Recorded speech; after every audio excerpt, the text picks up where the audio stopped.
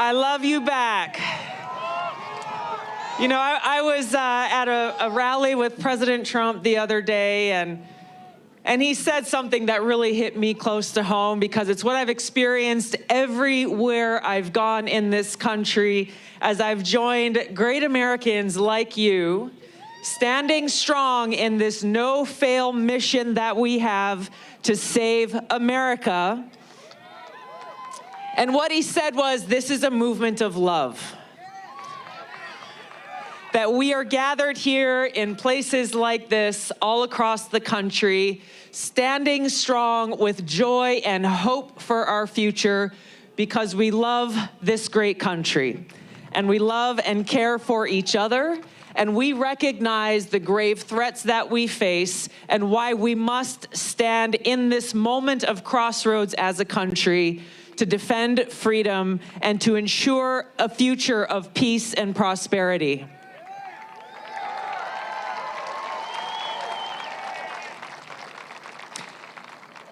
I know we have a lot of veterans here in the crowd today. Thank you so much for your service. I'm grateful to stand with you. And whether you've worn the uniform and served or not, or maybe there's someone in your family who has, or even if you don't have a personal connection to someone who served in the military, we understand and appreciate the great sacrifice that's made by our servicemen and women and their families. We understand that the most important responsibility that any president has is to serve as commander-in-chief. Now, when we look at the choice that we as voters have in this country, the contrast between Donald Trump and Kamala Harris could not be more great. We look at President Trump's record.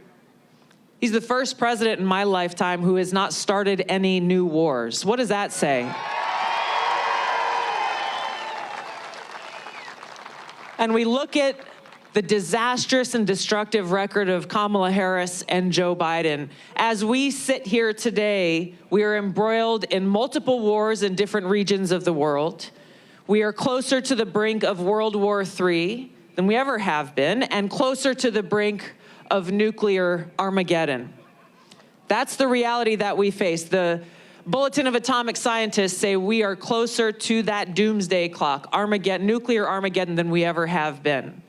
Who we choose as our commander-in-chief matters, not only for those of us who serve, but for all of us as Americans and for humanity at large.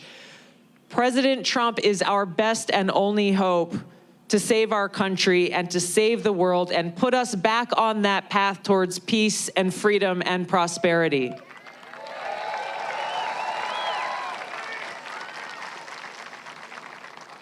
Now, I've served in the Army over 21 years. I've deployed to 3 different war zones, and I was just on Army duty a few days ago at Fort Sill in Oklahoma.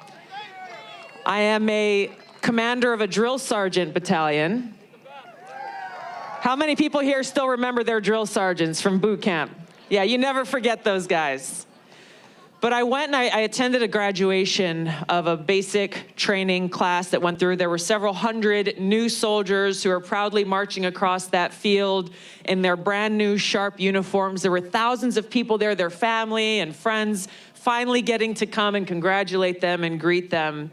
And as they were marching across that field, it was so moving both to see this new generation of Americans who volunteer to serve our country, who took that oath to the Constitution, just as we have to support and defend the Constitution against all enemies, foreign and domestic, and to be willing to put their lives on the line for the safety, security, and freedom of the American people.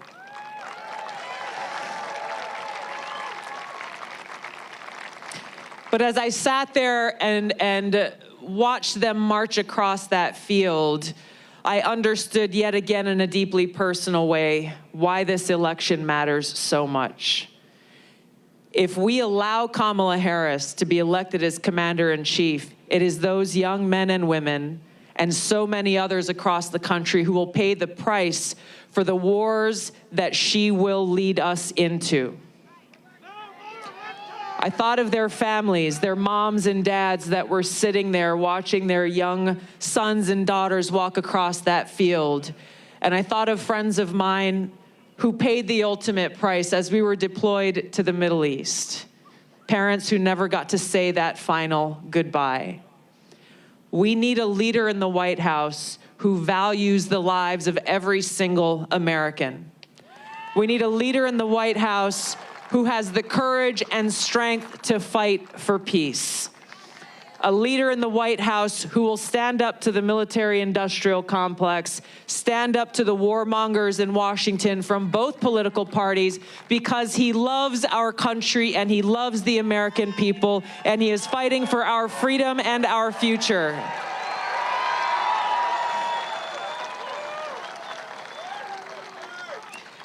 Our founding fathers, Trump, yes.